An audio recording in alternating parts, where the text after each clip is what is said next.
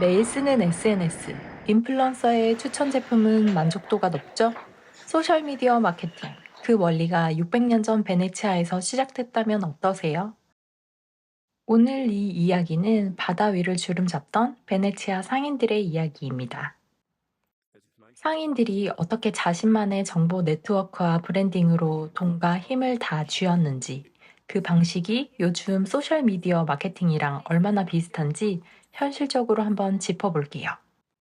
13세기 중반부터 16세기까지 베네치아는 유럽과 동양을 잇는 거대한 해상제국이었지만 시작은 달랐습니다. 갯벌로 밀려와 바다에 매달린 조상들에게 정보는 생존 그 자체였죠. 그들은 지리와 기후, 물가 시세 등 모든 정보를 수집하고 분석하며 생존과 부를 일궜습니다. 그 시대는 정보가 곧 돈이었습니다. 정확한 정보만 있으면 부자가 될 수 있었던 거죠. 동방견문록으로 세상을 뒤흔든 마르코 폴로처럼요. 그는 머나먼 동방에서 가져온 생생한 정보로 유럽의 새로운 지평을 열어주었고 그 파급력은 당대 최고의 바이럴 콘텐츠나 다름없었죠. 생각보다 요즘이랑 비슷하지 않나요? 사실 베네치아는 정보 관리에도 아주 진심이었어요. 대표적으로 무라노 유리 공예 기술을 들 수 있습니다. 이건 베네치아의 국가급 영업 비밀이었죠.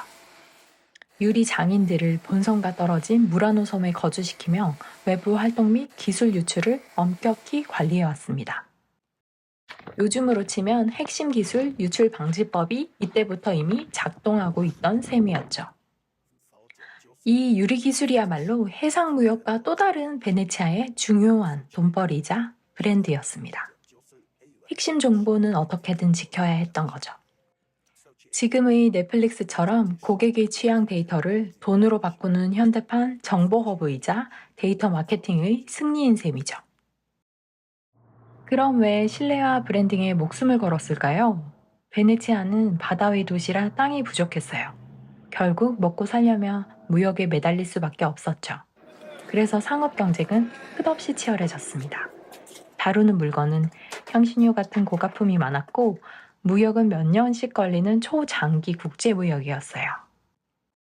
지금처럼 바로 계약서를 쓰는 시대가 아니니 결국 이 사람 믿을만 하다는 평판과 명성이 가장 강력한 자산이자 무기였습니다. 베네치아 상인들에게 가장 큰 무기는 바로 신뢰였고 그들의 구체적인 전략은 바로 브랜딩이었습니다. 화려한 모피 로브를 입고 최고급 향료와 비단으로 집을 꾸몄는데 이게 그냥 돈 자랑이 아니었어요. 나 이 정도 되는 사람이니 믿고 거래해라 하는 시각적 브랜딩이자 마케팅이었던 겁니다. 요즘 인플루언서들도 마찬가지예요. 명품, 해외여행, 고급 식당 같은 콘텐츠들이 보기 좋게 꾸며져 있을 때 이 사람이 영향력이 있다는 시각적 신뢰를 줍니다. 옛날 모피 로브가 이젠 인생샷으로 바뀐 거죠. 누가 소개해줬냐 하는 가문이나 인맥 중심의 문화는 지금의 추천 시스템이나 개인 브랜딩의 원적격이었죠. 특히 우리가 기업 광고보다 내돈내산 리뷰나 공동구매 글을 더 신뢰하는 것과 비슷하다고 볼 수 있어요. 과거 상인들이 이 사람은 정말 믿을 수 있어 하고 직접 보증하며 신뢰를 쌓았던 방식이 이제는 인플루언서들이 대신하는 시대로 변화한 거죠. 요즘 너무 꾸민 것보다 보정 없는 현실적인 일상을 보여주며 신뢰를 쌓기도 해요. 털털한 모습, 솔직한 이야기 등으로 공감과 유대감을 형성하고 진한 신뢰를 만듭니다. 그리고 ESG 경영을 내세우는 기업들이 사회적 가치로 믿을 수 있다고 어필하는 것과 비슷해요. 이 상인들은 자신만의 해상 네트워크를 통해 물건과 소문을 빠르게 퍼뜨렸습니다. 상인들의 성공담이나 신상품 이야기는 지금 SNS의 바이럴 콘텐츠처럼 순식간에 퍼져나갔어요. 그땐 좋아요나 팔로워 수 대신 가지고 있던 배수량과 무역 규모가 그들의 영향력을 보여주는 숫자였던 거죠. 지금은 틱톡 같은 쇼퍼 플랫폼이 이 바이럴의 중심에 서 있습니다. 그냥 재밌는 영상 하나가 하룻밤새 수백만 명이 따라하는 바이럴 챌린지가 되기도 하죠. 틱톡 챌린지를 마케팅에 활용해서 브랜드를 노출하는 것. 이게 600년 전 소문 퍼뜨리기 방식이 진화한 모습이라고 할 수 있어요. 또 베네치아 상인들이 가문이나 동업자끼리 끈끈하게 엮여 있듯 지금은 특정 브랜드나 인플루언서 주변에 커뮤니티나 팬덤이 형성됩니다. 우리는 이 브랜드를 믿어 라는 집단적 신뢰가 생겨나면서 브랜드에 대한 충성도가 높아집니다. 웬만한 광고보다 팬 커뮤니티의 입소문이 더 강력한 힘을 발휘하는 겁니다.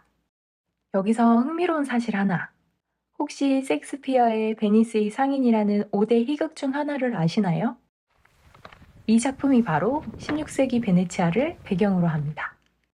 돈 많던 안토니오, 친구 바사니오, 그리고 고리대금업자 샤일록의 이야기가 나오죠. 이 희극은 단순한 무역 이야기가 아니에요.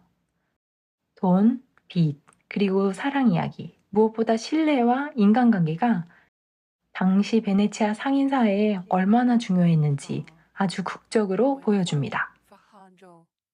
생각해보면 섹스피어는 당시 베네치아 상업사회의 심장부를 꿰뚫어본 천재였습니다. 그는 단순한 희곡을 넘어 상인들이 목숨처럼 지킨 신뢰 네트워크와 복잡한 인간관계를 문학적으로 고증한 것이죠. 600년 전과 지금 기술과 도구는 엄청나게 변했습니다. 하지만 핵심은 딱 세 가지. 신뢰, 네트워크 효과, 바이럴, 이거예요. 유명 유튜버와 인플루언서들이 팔로우 수나 좋아요로 영향력을 보여주듯이 베네치아 상인들 역시 자기가 가진 배 숫자나 무역 실적으로 증명했던 거죠.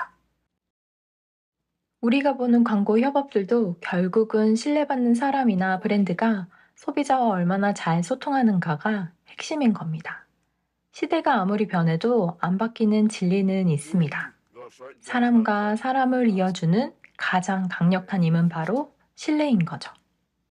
베네치아 상인들이 정보를 기가 막히게 다뤄서 돈을 벌었던 것처럼 지금을 살아가는 우리도 진정성과 소통으로 자기만의 영향력을 만드는 시대인 겁니다.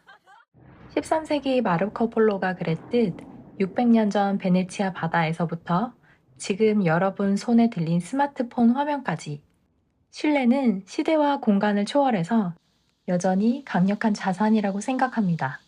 이제 여러분도 자신만의 브랜드를 만들고 그 위에 단단한 신뢰를 쌓아갈 때가 아닐까요? 제야의 아카이브. 다음 이야기에서 만나요.